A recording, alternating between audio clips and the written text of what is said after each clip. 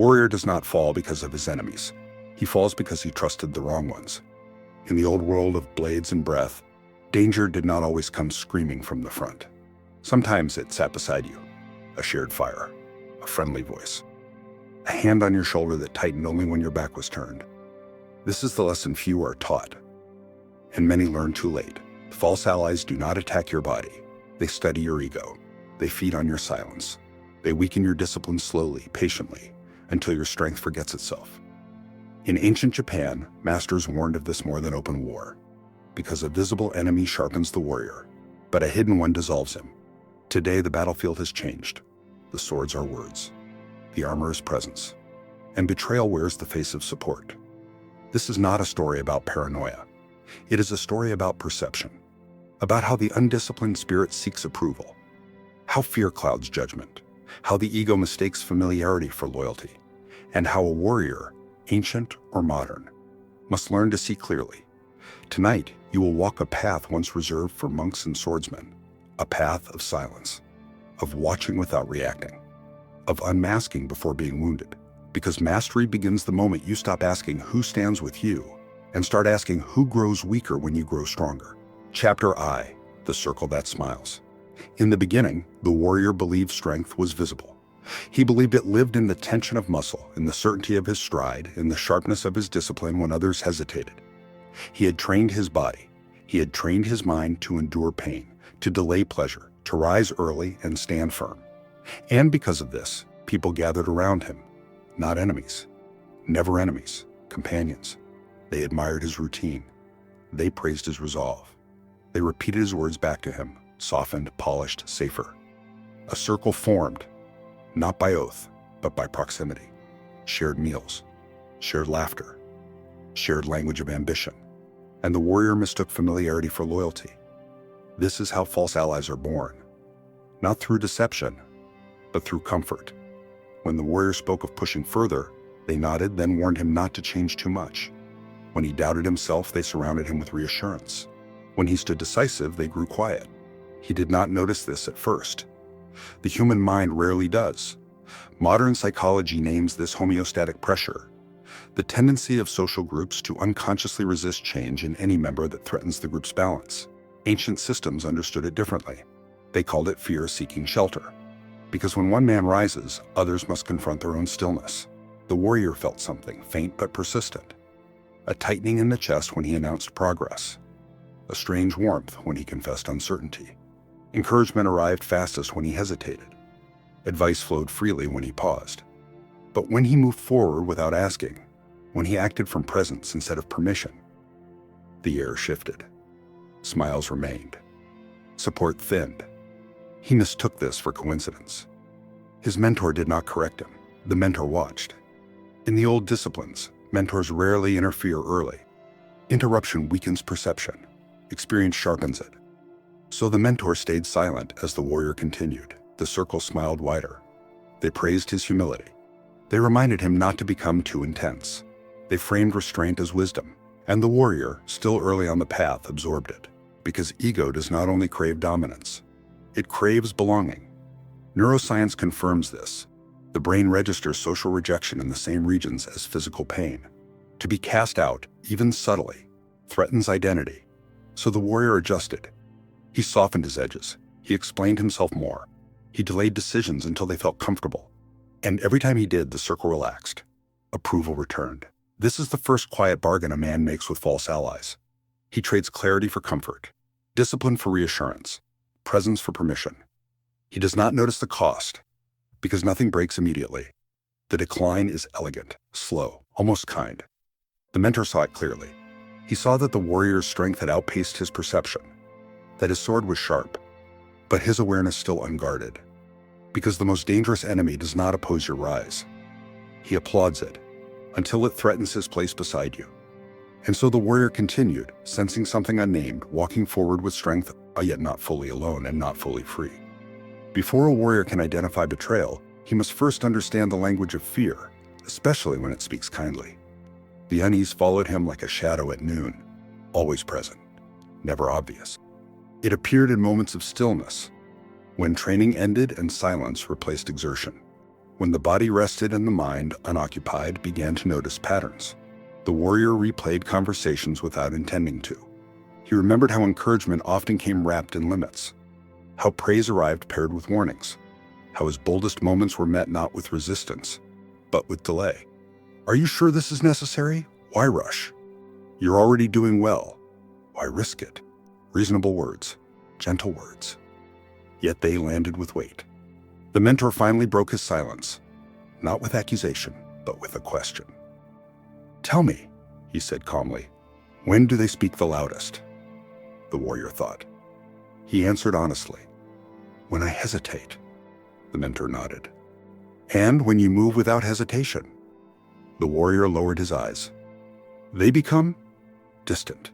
The mentor did not explain immediately. He walked with the warrior along a narrow path where stone met earth. Every step required attention. In ancient systems, the mentor said, we did not measure allies by what they say when you struggle. He paused. We watched what they do when you advance. The warrior felt resistance rise. Not anger, defensiveness. But they mean well, he said. They want balance. The mentor stopped walking.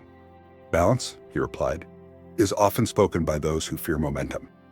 Then, softer, fear does not always scream, it often advises. Modern behavioral science confirms what the ancients observed. When one individual within a group accelerates growth, discipline, clarity, strength, it creates identity threat in others. The unconscious response is not confrontation. It is correction. False allies do not want you to fail. They want you to remain predictable. So they offer protection instead of challenge, comfort instead of sharpening, togetherness instead of truth. The warrior began to see it.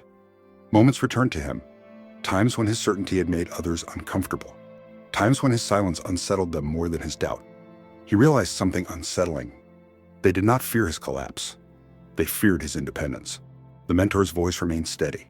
A true ally sharpens your discipline. A false one blunts it, slowly, so you do not feel the cut. The warrior asked the question he had avoided.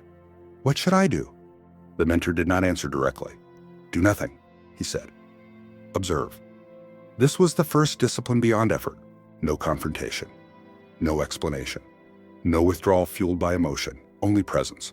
The mentor instructed him to speak less, to announce nothing, to move without seeking agreement, and to watch, not faces, but reactions. The warrior followed. At first, nothing changed.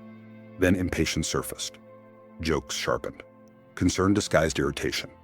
Some tested him, provoked him, seeking the old reassurance. Others drifted away quietly, as if offended by his calm. He learned a brutal truth. Silence is the most accurate filter.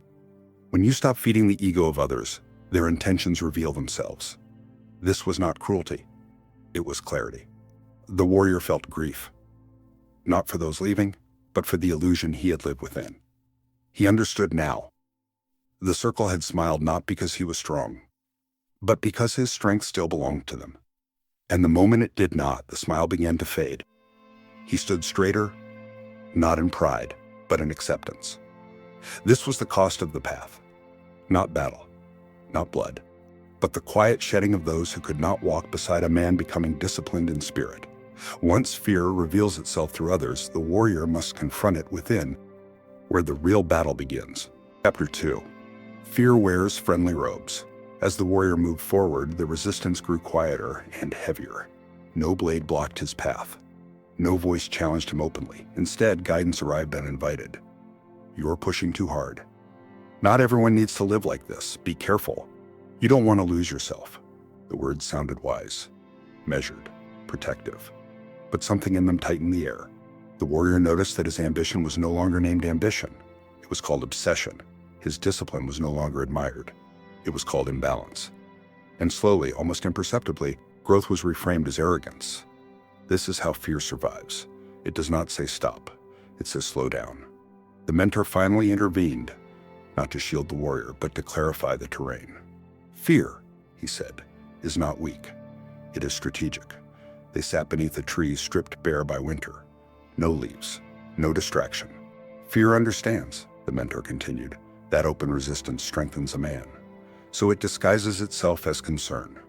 Modern psychology gives this a name: Social threat avoidance. When individuals perceive another's growth as a mirror to their own inaction, the nervous system reacts. Not with violence, but with correction. Fear recruits language. It borrows compassion. It dresses itself as balance. The warrior resisted this idea. "They care about me," he said. The mentor did not disagree. "Yes," he replied. And care mixed with fear still poisons the well. This was difficult to accept. The warrior had always believed danger was obvious, that betrayal was loud. But here, it was intimate. Fear sat close. It spoke softly. It wanted him to remain reachable. The mentor explained what ancient systems taught plainly. A false ally is not defined by intent, but by effect. If someone feels threatened by your discipline, he said, they will unconsciously attempt to reduce it. They will normalize your doubt. They will soothe your hesitation. They will remind you of who you used to be. Not because they hate you, but because your transformation destabilizes their identity. The warrior felt the weight of this truth settle. He remembered moments when restraint was praised, when stillness was interpreted as humility, when intensity was questioned, and he saw the pattern. His certainty unsettled them. His silence disturbed them more than his struggle ever had. This created a fork in the path. To continue explaining himself, to remain understood, or to advance without permission. Neuroscience confirms the cost of this choice. The brain is wired to avoid social exclusion, to choose acceptance over evolution. That is why most men do not fail dramatically. They plateau quietly. The mentor's instruction was simple and severe. Do not correct them. Do not defend yourself. And do not seek agreement. Why? The warrior asked. Because fear feeds on engagement. The mentor replied. When you argue with it, you give it form. Instead, he was told to practice restraint of a different kind. Less speech. Fewer explanations. Cleaner actions. Silence. Not as withdrawal, but as discipline. The warrior felt the fear rise, not around him, but within. The fear of being misunderstood. The fear of being alone in clarity. But he also felt something else emerging, a quieter strength, one that did not need witnesses. When fear no longer finds reassurance in words, it reveals itself through reaction, and the warrior must be ready to watch. Silence changed the temperature of every room the warrior entered. Not immediately, not dramatically. At first, people spoke as before. Advice still arrived, carefully worded. Concern still wore the mask of wisdom. But without his explanations, something began to unravel. When the warrior no longer justified his discipline, others felt compelled to justify their discomfort. Questions grew sharper. You've changed. Why are you so distant? Who are you trying to impress? He answered none of them, not out of spite, out of obedience to the path. The mentor had warned him. When fear loses access to your words, it reaches for your emotions. Provocation replaces persuasion. This was the second test. Stoic philosophy speaks clearly here. You always have power over your reactions, never over the intentions of others. The warrior practiced this power daily. He listened without absorbing, observed without responding, moved without announcing. And slowly, fear exposed itself. Some companions grew restless. Their warmth cooled. Their interest waned. Others attempted humor, subtle mockery disguised as concern. But a few, very few, did something different. They leaned in. They asked not why he was disciplined, but how. They did not ask him to soften. They sharpened themselves. This distinction was everything. The mentor explained the ancient rule. A true ally is revealed not by agreement, but by alignment. False allies want proximity.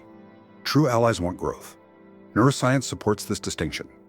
Studies on social dominance and cooperation show that individuals committed to self-mastery are unconsciously drawn to others who value effort, not comfort. They do not compete for attention. They synchronize in silence. The warrior felt grief, but also relief. He had feared isolation. Instead, he found precision. Fewer voices. Clearer signals. Fear had lost its camouflage. Those who once cautioned him now avoided him. His presence reminded them of something unfinished within themselves, and that discomfort demanded distance. The mentor spoke one final time in this chapter of the path. You are not responsible for making others comfortable with your strength. He paused. You are responsible for making it real. This released something inside the warrior. He no longer resented those who drifted away. He no longer judged their fear. He understood it. Fear seeks company. Discipline walks alone until it finds its equals. This realization marked a turning point. The warrior's energy stabilized. His focus sharpened. He was no longer pulled between explanation and execution. He chose execution. And in doing so, he crossed an invisible threshold. The world responded differently now, not louder, quieter, fewer invitations, fewer opinions, but more alignment, more truth, more presence. He realized that being understood is a temporary comfort. Becoming strong is permanent, and permanence demands sacrifice, not of others, but of the need to be approved by them. The mentor's final words lingered like a blade resting in its sheath. Those who walk beside you when you are silent are the ones who can be trusted when you speak. The warrior bowed, not to the mentor, but to the discipline now rooted within him. He had not yet mastered himself, but he had mastered the difference between fear and guidance. And that knowledge changed how he stood in the world. With fear unmasked in others, the warrior now faces the deeper trial. Silence as a mirror to his own ego. Chapter 3. The Trial of Silence. The warrior withdrew, but not from weakness. He withdrew the way winter withdraws color from the land. Not in protest, in preparation. His words became rare, measured, necessary. Explanations vanished, not because he had nothing to say, but because he no longer needed to be understood. This was the crucible the mentor had prepared him for. In ancient systems, silence was not absence. It was a test, a mirror.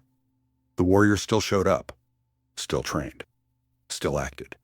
But he stopped narrating his intentions, and the world reacted. At first, discomfort rippled outward. People leaned forward in conversations, waiting for the familiar reassurance. When it did not come, they filled the space themselves. Questions sharpened into challenges. You've gone cold. You think you're better than us now. Why are you acting so distant? The warrior felt the instinct to explain rise in his chest, the urge to soften the moment, to repair the atmosphere. The mentor's voice echoed instead. Presence does not negotiate with insecurity. So the warrior held still. This restraint was harder than any physical trial. Neuroscience explains why. Silence removes feedback loops. Without reaction, the brain experiences uncertainty and seeks resolution. For those driven by ego, that uncertainty becomes agitation. This is why false allies grow impatient in silence.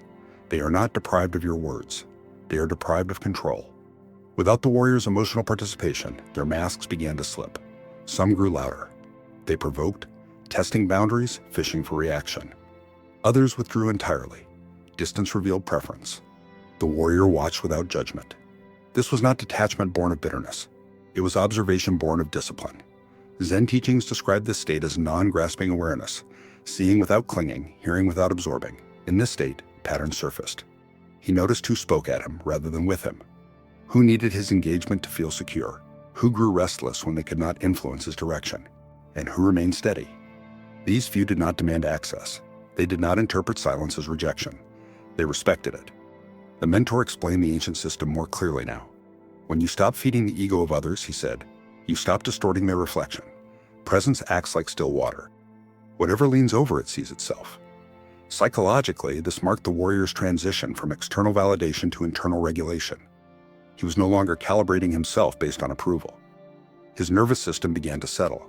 Loneliness arrived, not dramatically, but quietly.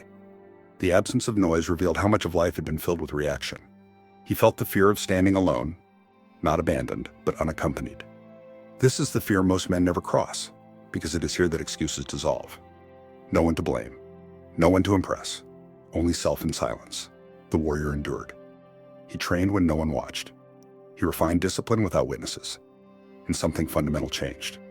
His strength became grounded, not loud, not performative. It no longer needed confirmation. The mentor observed the shift and said nothing. Silence, after all, teaches best when uninterrupted. The warrior understood now. Truth does not need confrontation. It emerges naturally when noise fades. Those who remained were no longer questionable. Those who left required no explanation. The path narrowed, but it clarified. And in that narrowing, the warrior felt the first true alignment of spirit and action. Once silence strips away illusion, the warrior must face what remains: himself, unmasked. Silence did not stay empty for long. Once the noise receded, something older began to speak. At first, it was subtle, a low current beneath thought. The warrior noticed his breath more clearly, the rhythm of his steps, the way his attention no longer scattered itself outward. This was presence, not a concept, a condition. The mentor finally named it. When you remove reaction, he said, you return to your center. Ancient Zen masters described this state as standing in the middle of the storm without becoming the wind. Modern neuroscience describes it as parasympathetic dominance, the nervous system shifting from defense to regulation. The warrior felt it physically. His chest no longer tightened at confrontation. His pulse did not jump at provocation. When challenged, he did not prepare arguments. He listened. And in listening, he heard more than words. He heard intent. Those who provoked him grew frustrated. Without resistance, their efforts collapsed under their own weight. This revealed a deeper truth. Most manipulation requires participation. Silence withdraws consent. The warrior also faced himself here. Without distraction, the ego surfaced. Old cravings appeared. The desire to be admired, to be validated, to be seen as disciplined rather than simply being disciplined. This was the quiet fear beneath all others. The mentor warned him, do not confuse silence with suppression. So the warrior did not reject these impulses. He observed them. Stoic philosophy names this premeditatio animi, preparing the mind by examining its movements without judgment. The warrior saw that ego had not vanished. It had simply lost its audience. This was progress. Strength that cannot sit with ego will always be ruled by it. He practiced returning to the body, to breath, to action without commentary. Days passed, then weeks. The social landscape around him stabilized. What remained was not a circle, but a line. Not many, but aligned. Those few did not ask him to speak more. They matched his stillness. Presence recognized presence. This is how real alliances form, not through affirmation, but through shared discipline. The mentor spoke one final teaching in this trial. Silence is not a wall, he said. It is a gate. Those who approach it with respect pass through. Those who approach it seeking access turn away. The warrior understood now why ancient warriors and monks embraced solitude. Not to escape the world, but to see it clearly. He no longer needed to unmask anyone. The masks fell on their own. This freed him from resentment. No bitterness remained, only accuracy. He knew who stood beside him. He knew who could not. And most importantly, he knew himself without reflection from others.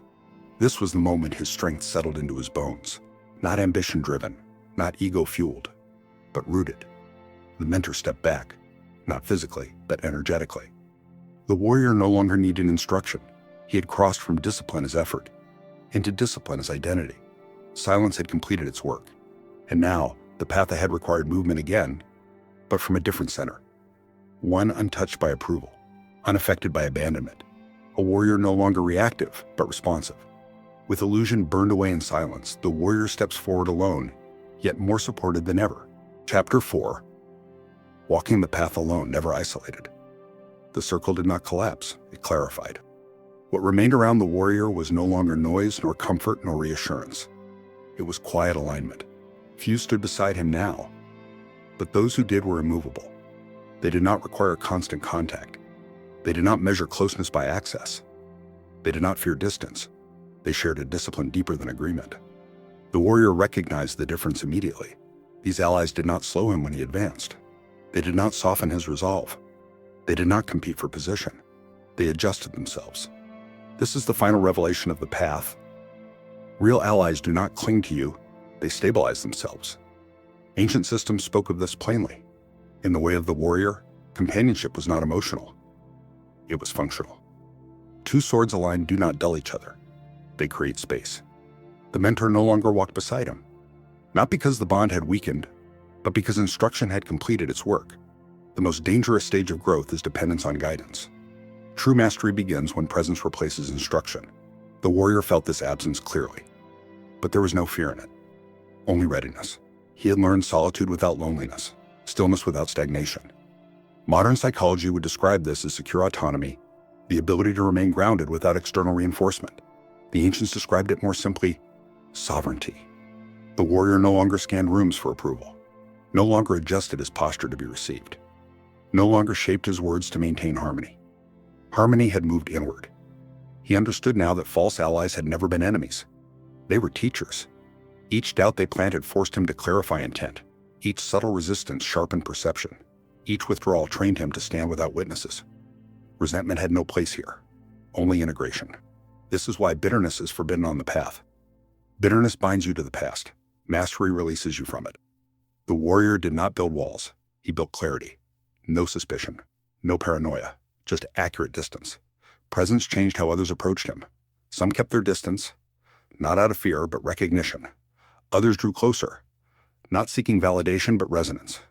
This is how strength reorganizes the social field. Not through dominance, through coherence. Neuroscience confirms this effect. Individuals with regulated nervous systems exert calming influence without effort. Their presence stabilizes environments. The warrior became such a presence, calm, discerning, unprovoked. Praise did not inflate him. Absence did not diminish him. Applause passed through him like wind through trees. Silence felt like home. He walked the path now without guarding his back. Not because danger was gone, but because betrayal could no longer enter his center. This was the final mastery. Not avoiding false allies, but becoming unreachable to manipulation. The mentor's final teaching echoed, not spoken, but lived. When you stop needing others to stand with you, only those who truly can remain. The warrior stepped forward, not louder, not faster, but complete. When sovereignty replaces vigilance, the path no longer tests the warrior, it reveals him. The warrior's movement through the world became effortless. Not because life softened, but because nothing pulled him off center.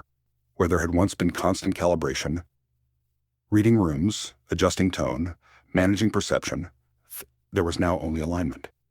He acted. Then he rested. He spoke. Then he returned to silence. Nothing lingered.